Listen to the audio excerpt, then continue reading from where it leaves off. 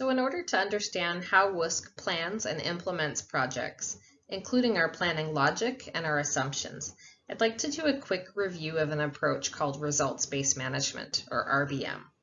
If you're working for an NGO or a civil society organization, chances are you've used RBM before. So in that case, you might want to skip through this section if you're already familiar with the approach. But if this approach is new to you, I encourage you to view these slides, and we'll come back to them at the end and frame the project using RBM.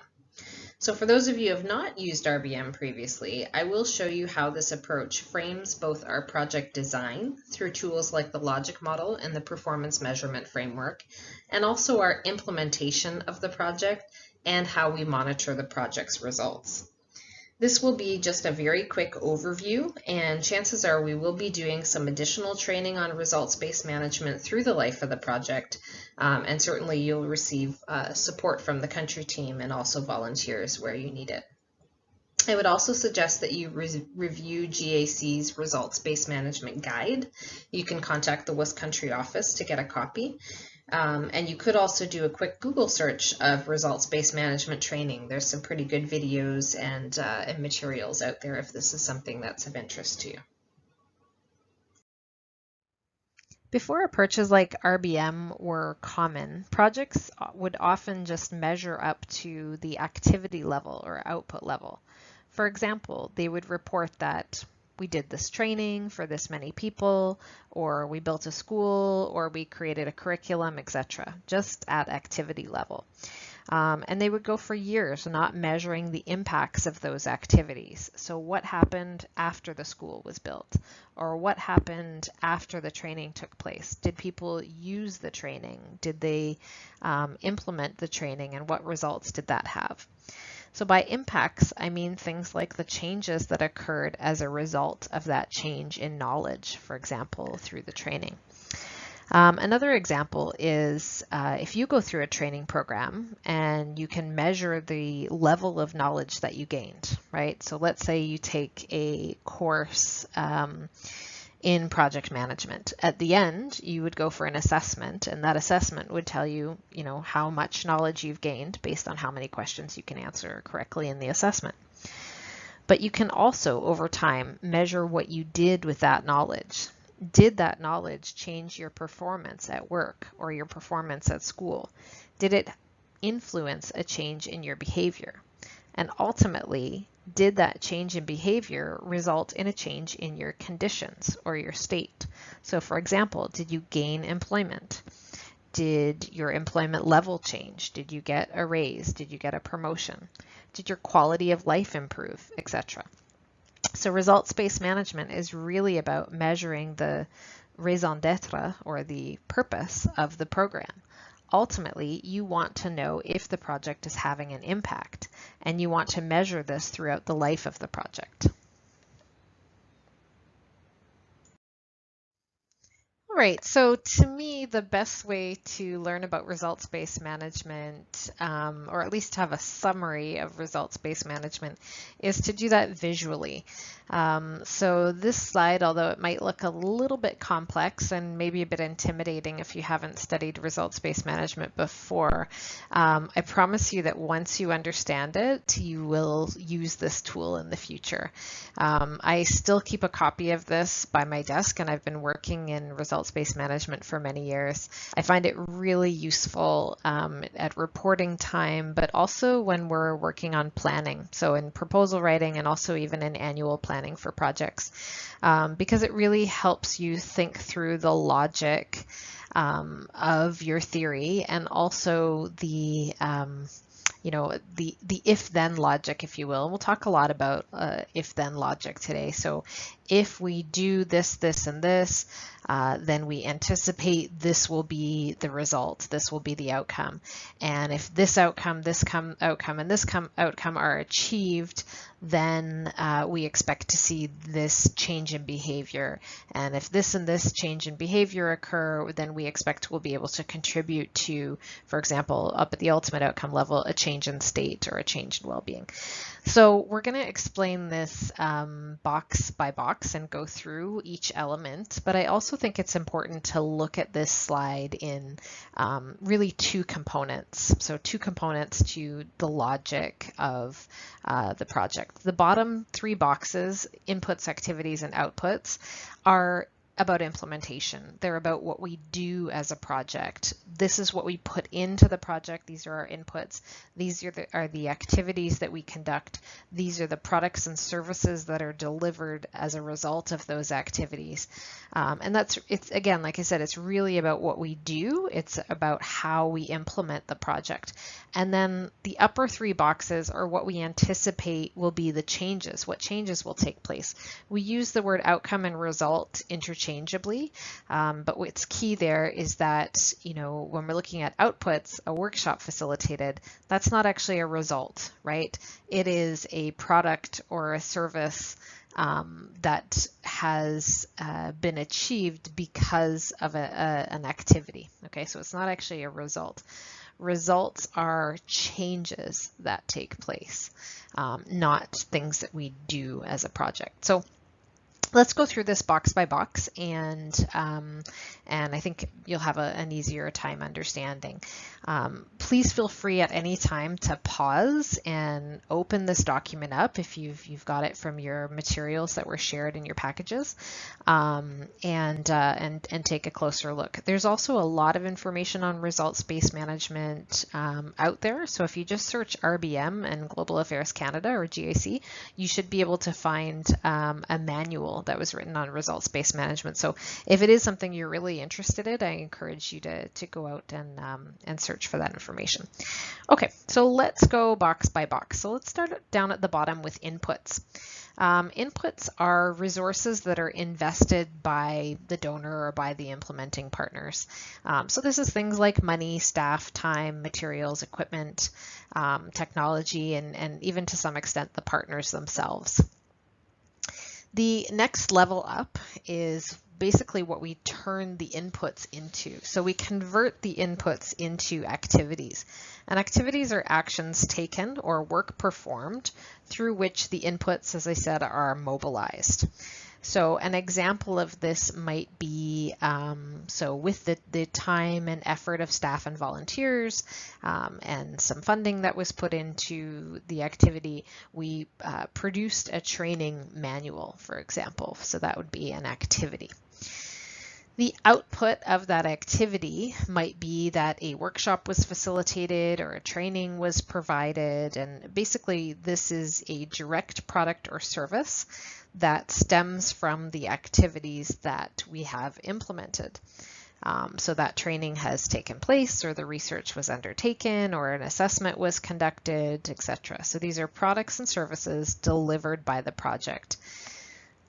After that, so the upper levels, as I said, are the changes that take place based on everything that was done down below. Okay, so we're implementing the project over 7 years. We'll continue to measure all of the things that we do and how we do them and how many people attend, etc. So those bottom three boxes, we do measure all of those things. We measure how much funding goes in, the effort and the time that goes in, and then the activities that take place, and then the products or services. So we measure all of that. Again, it's results-based management. So we're measuring all three of those elements. And then we're also going to measure the results. So based on those products and services that were delivered, which were delivered based on the activities and the inputs that we put into the project, these are the anticipated results or the anticipated changes. And there's 3 levels of those changes. So the first level is immediate outcomes.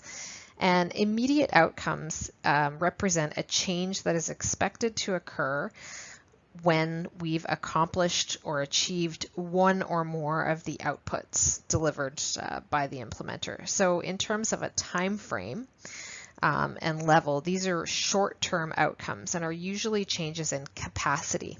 So for example, an increase in knowledge or an increase in skills or a change in attitude or a change in willingness. They don't represent action level change. That's one level up, that's intermediate. but they do represent that immediate change that can occur after an activity and output are completed. So for example, after a training workshop has been facilitated, we can measure the knowledge change by doing a pre and post test. So we can measure that 90% of participants had an increase in knowledge, and this was the level. So we can measure that immediate change in capacities among the partners. The next level up is intermediate change, and this is a change that is expected to logically occur once one or more of the immediate outcomes have been achieved. So in terms of time frame and level, these are medium-term outcomes that are usually achieved by the end of the project. And they're usually changes that occur in behavior, practice, or performance.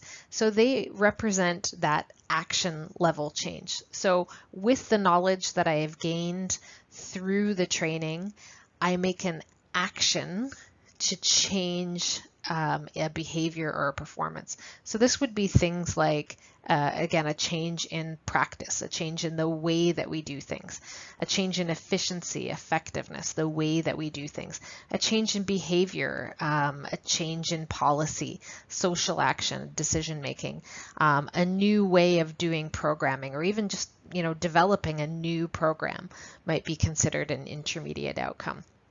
For the IGNITE project, the behavior change that we're focusing on is an increase in performance of partner organizations to be able to implement their program from a gender responsive perspective. So that's really the high level change that we expect to achieve.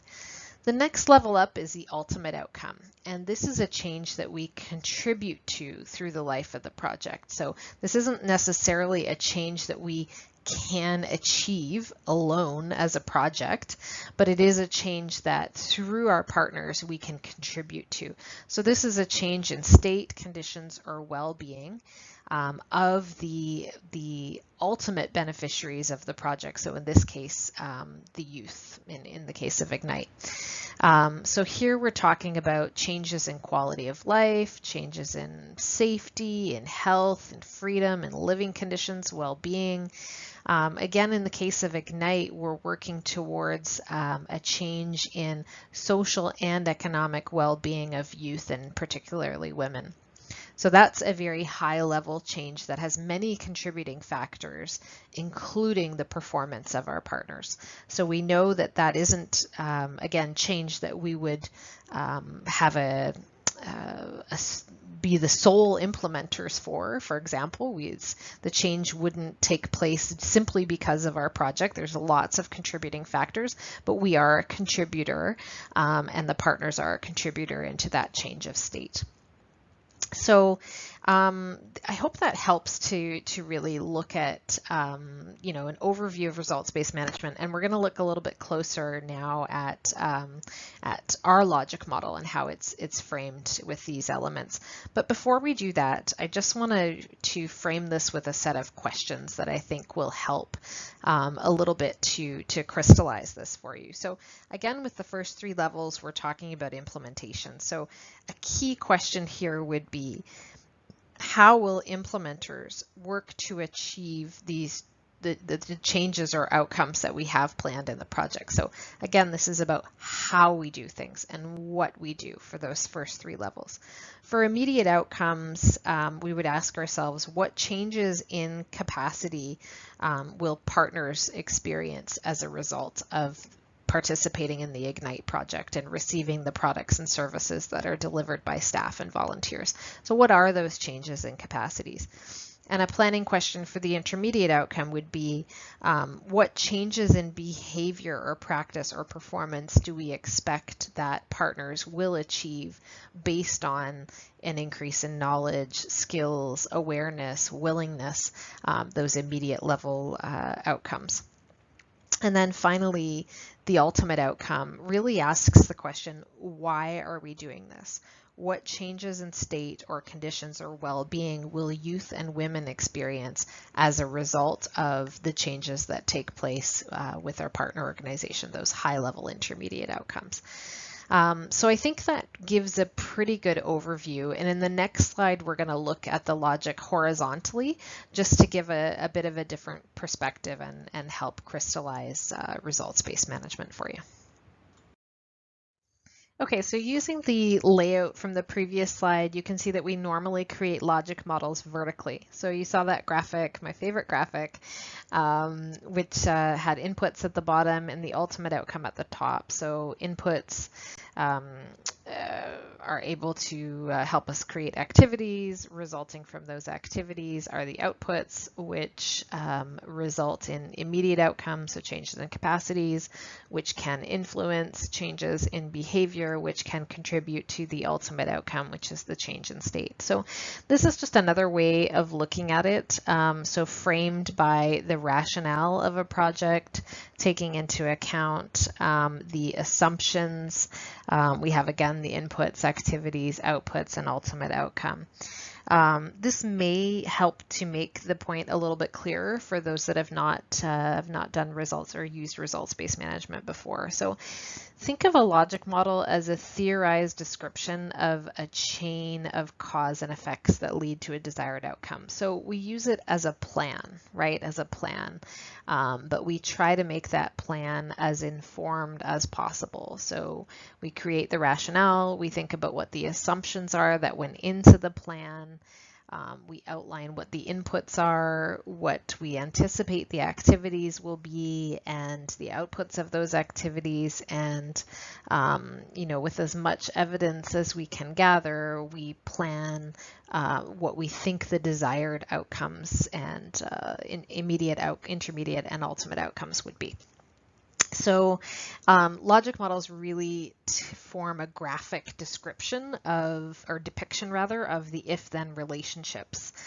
And as we saw in the previous slide, you can obviously do that vertically, but you can think about it horizontally as well. So this slide shows another way of looking at the logic, and again puts some importance on the rationale and the assumptions. So let's think about the rationale for IGNITE. Our rationale is that through the improved performance of partners, which are of course our service delivery organizations, employers, government bodies, and advocacy groups, for example, a higher performing and more inclusive ecosystem of stakeholders and engagement of Canadian volunteers. So through partners, increased performance of partners and a higher performing ecosystem, the social and economic well-being of poor and marginalized youth, particularly young women, will be improved by generating inclusive, remunerative, and sustainable employment and entrepreneurship opportunities. So what I would suggest now, if you like, is to pause the video here and think about what are some of the assumptions that would have gone into the planning of this project, and also think about what some of the inputs are. So take out that results-based management graphic and think about what some of the inputs to the project are. Then once you've done that, think about what are some of the project activities and outputs that you think would have been designed for the IGNITE project based on what you have here, which is of course the immediate and intermediate and ultimate outcomes. And then when you're ready, come on back and we're going to discuss the Feminist International Assistance Policy and environmental sustainability, and then we'll get into talking about the project itself and your role within the project.